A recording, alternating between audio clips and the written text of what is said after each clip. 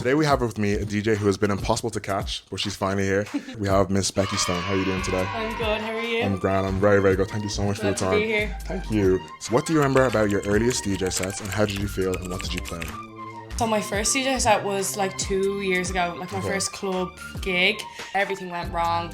I meticulously planned my set. So imagine like planning a whole 2 hour set and I like ran through it. So I spent like my whole week planning for it and everything went wrong with the equipment.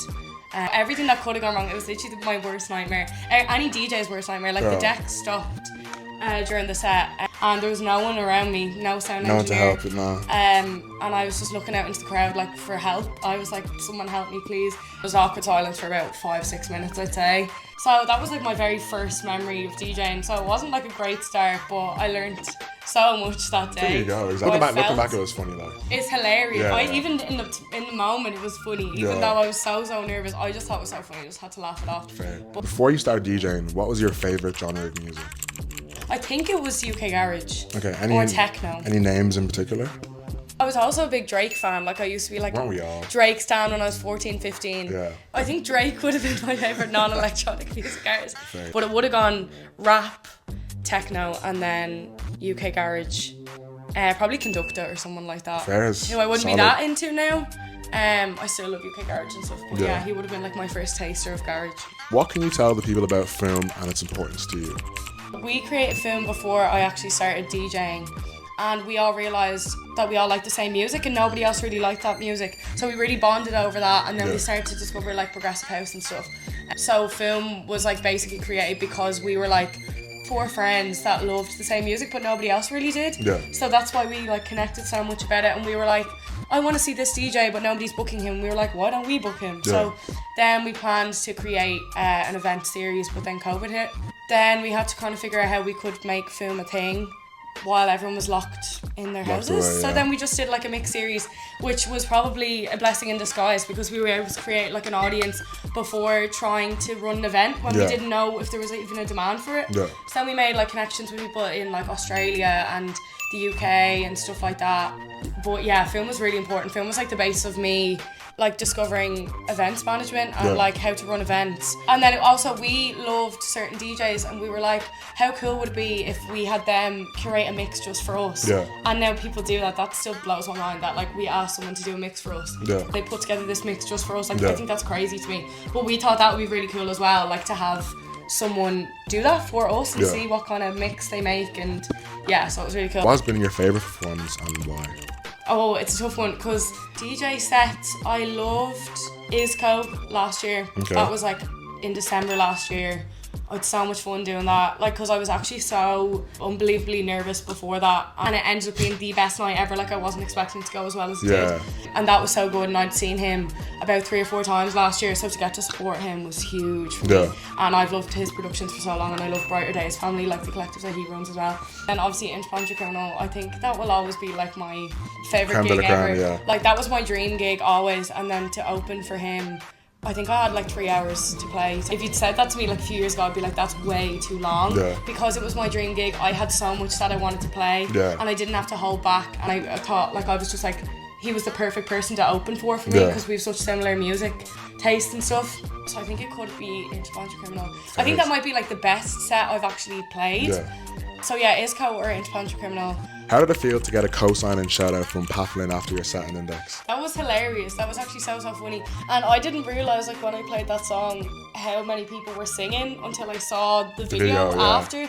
Because I knew people were singing along, but like because I had the booth speakers, so I couldn't really hear the crowd that much.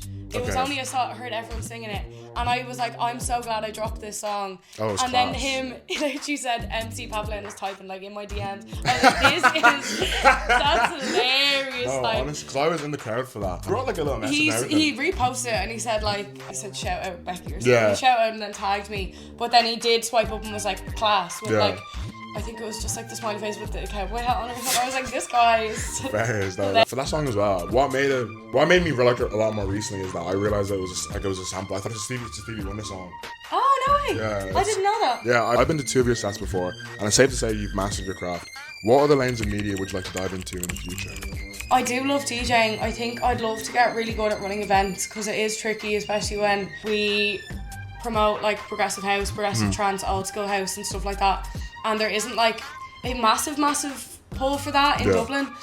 Yeah, I want to get really good like running events and building a community of people so that it's like Fuaím is a name where it's like people will go just because it's us. So like building like a strong reputation basically. I think so, yeah. But hopefully we'd show like other people progressive house. So people would come and they wouldn't know that much about it, and then they discover it, and then from there they grow like a love for it. I think that's what I really want like to achieve.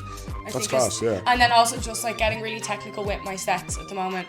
I'm learning vinyl at the moment, still teaching myself, and it's such a long process. So like I want to just get like really technically good and like get better at like building energy as well is really important for me at the moment, and like getting to know my songs better.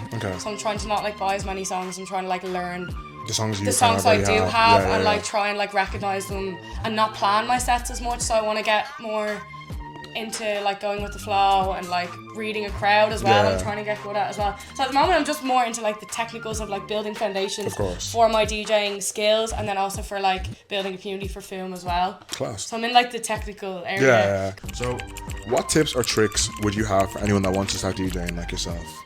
I think doing it for the right reasons is probably the most important thing, and like knowing why you want to be a DJ. Because I think there's a lot of people just want to get famous real quick, and there's quite the stigma around it. Remember, I feel like there's loads of memes going around like, oh, like POV, your boyfriend wants to be a DJ. Yeah. Or, like, every girl's a DJ now, or like that kind of buzz. So true. I think that's my main one. Like, why do you want to be DJ? A DJ Yeah, I think actually finding your sound as well. I think when I started DJing, I was kind of playing like every single fucking genre in a mix, which is also class to show your variety. Affordable equipment, you don't need the best equipment. You can download songs for free, you don't have to spend a fortune on songs. There is SoulSeek out there, you don't have to spend a bomb thousands to get good at DJing. I literally still have my very first controller and I will never get rid of it because it's so good. So you probably saw there was an account going around that was explaining the female DJ experience. Do you think that's improved, and what's your experience been like with that? I saw that account and I actually submitted so many stories to it. So I think that shed light on it. I think a lot of male promoters and other male DJs didn't really realise how bad women are treated in the music industry in general. I think it shed a lot of light. I don't know personally if it's changed much. I know a few people have been called out and removed from lineups and stuff like that because of the account. But yeah, I think we have a long way to go. Fair. But I think that page started a conversation. That's cool. And I think it was really important for men to realise how bad it actually can be. As I said, I was totally in the dark, and again, I'm more into the rap scene as well, so I wouldn't see as much of it. And I've only, since I've been doing this, I've just kind of seen the behind the scenes. But as you are right though, it is nice to get light on that, and it is like nice for lads to be conscious of like what actually goes on, and not even just lads, just for everyone to know that. If you could do a back-to-back set with any DJ, who are you choosing? We'll pick three. Okay, so one, Batu is like my favourite artist of all time. He'd make like kind of bassy vibes, UK techno, a little bit left field, kind of experimental. But I just think if I went back to back with him, I'd get to play all like my weirder stuff that I love. And then I feel like I just learned so much from him. Like I'd love to go back to back with him, just like watch what he's doing. Observing, He's so like, his DJ sets are crazy. Like another one would be, I'd have to say like Riz Latifah and Neffety. I'm gonna combine those because they kind of play similar, because they both be kind of grimy dubsteppy vibes. Yeah, it would be a masterclass. Like I just probably sit there and watch the whole time and not even end up playing a song. They'd probably make a show of me though. Like I'd seem so shit if I went back to back with them, but that would be so cool. And also Riz Latifah has such good tracks. Like I feel like I just rob all his tunes, but he's such a deep digger. Like, and he'd have loads of like vinyl white labels and everything, and he'd just play the maddest tunes. So, lastly, I'd love to play with Jenny Cara. She's like an up and coming, like she's kind of popping off, to be fair. She's from Switzerland and she'd play like progressive house, old school house, progressive trance and stuff. And her sets are just so fun, and I think we'd bounce off each other. Because I was in the girls, like she's so lovely that, well, like I've never actually met her, but like from her online presence, she just seems lovely, you know. I hear you. But they're like across my three different moods, my genre moods, you know. I hear you. Becky, that was the last question. Becky, thank you so much for your time. Thank you for having me. We'll see you at all your shows. Look out for Fuaím. Look out for Becky's mixes on SoundCloud. And thank you so much. Try giving me reasons to stop.